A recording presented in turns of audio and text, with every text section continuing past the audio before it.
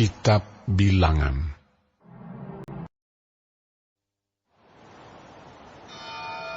Tuhan berfirman kepada Musa di dataran Moab, di tepi sungai Yordan, di dekat Yerikho. Perintahkanlah kepada orang Israel, supaya dari milik pusaka kepunyaannya, diberikan mereka kota-kota kepada orang Lewi untuk didiami. Juga haruslah kamu memberikan kepada orang Lewi tanah-tanah penggembalaan yang di sekeliling kota-kota itu. Kota-kota itu akan menjadi kepunyaan mereka untuk didiami, dan tanah-tanah penggembalaannya untuk hewan yang mereka miliki, dan untuk segala ternak mereka yang lain.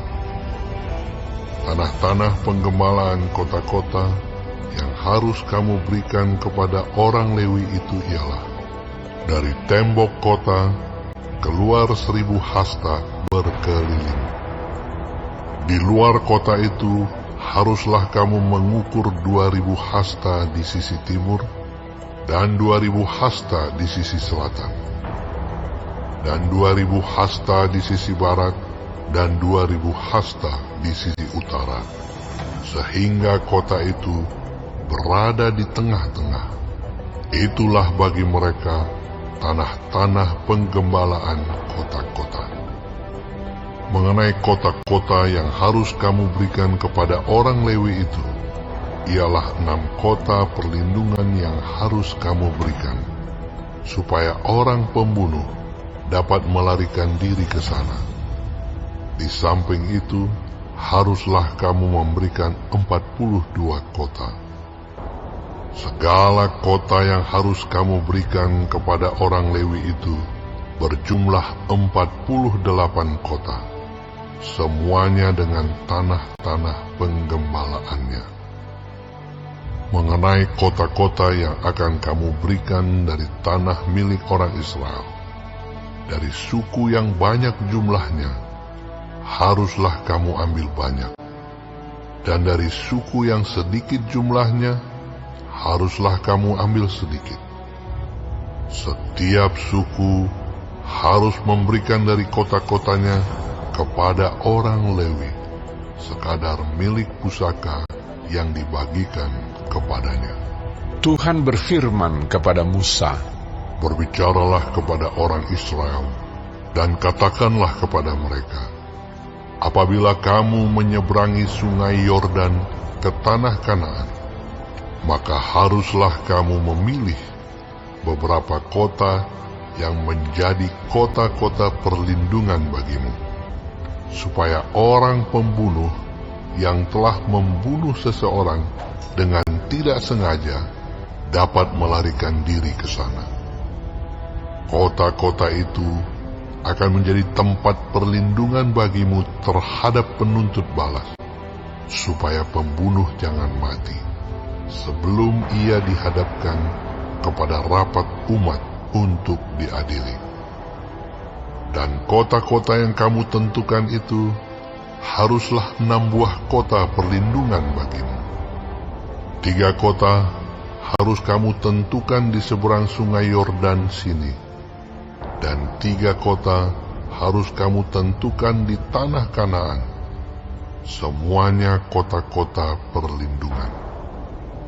Ke-6 kota itu haruslah menjadi tempat perlindungan bagi orang Israel dan bagi orang asing dan pendatang di tengah-tengahmu, supaya setiap orang yang telah membunuh seseorang dengan tidak sengaja dapat melarikan diri ke sana.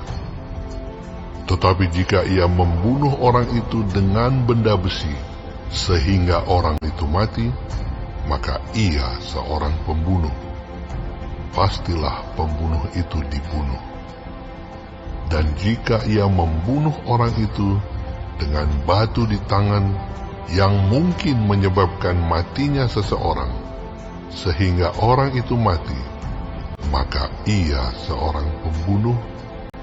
Pastilah pembunuh itu dibunuh.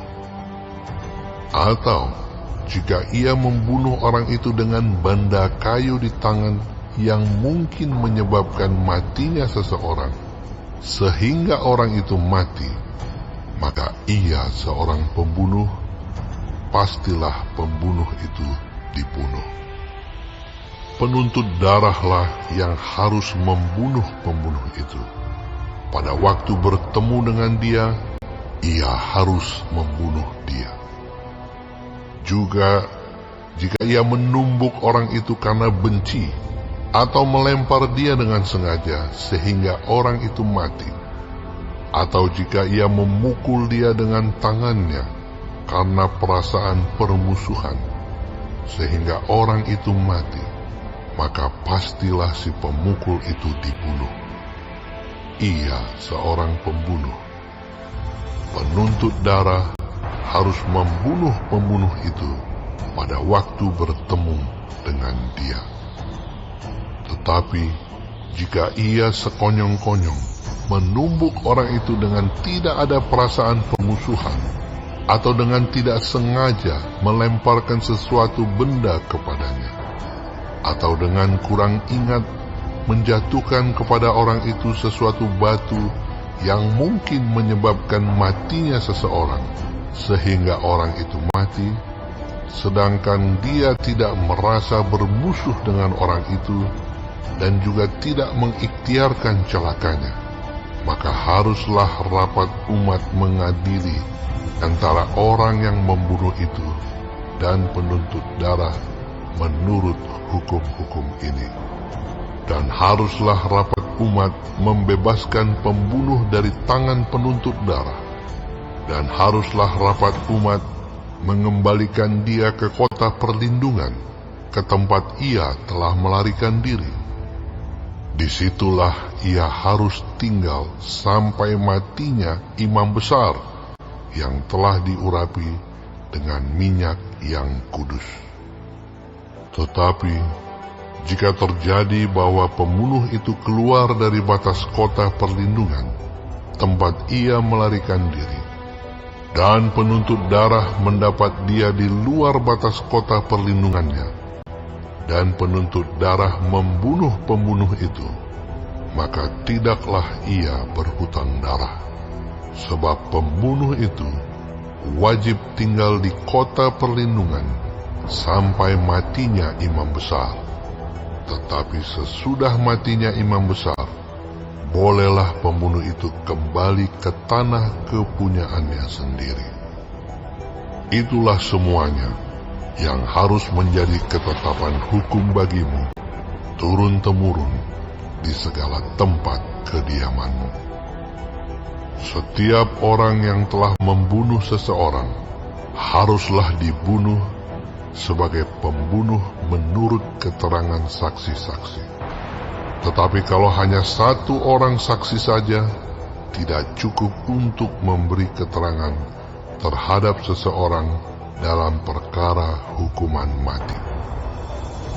Janganlah kamu menerima uang tebusan karena nyawa seorang pembunuh yang kesalahannya setimpal dengan hukuman mati, tetapi pastilah ia dibunuh. Juga janganlah kamu menerima uang tebusan karena seseorang yang telah melarikan diri ke kota perlindungannya, supaya ia boleh kembali untuk diam di tanahnya sebelum matinya imam besar. Jadi janganlah kamu mencemarkan negeri tempat tinggalmu, sebab darah itulah yang mencemarkan negeri itu. Maka bagi negeri itu tidak dapat diadakan pendamaian oleh karena darah yang tertumpah di sana, kecuali dengan darah orang yang telah menumpahkannya. Maka janganlah najiskan negeri tempat kedudukanmu, yang di tengah-tengahnya aku diam, sebab aku, Tuhan, diam di tengah-tengah orang Israel.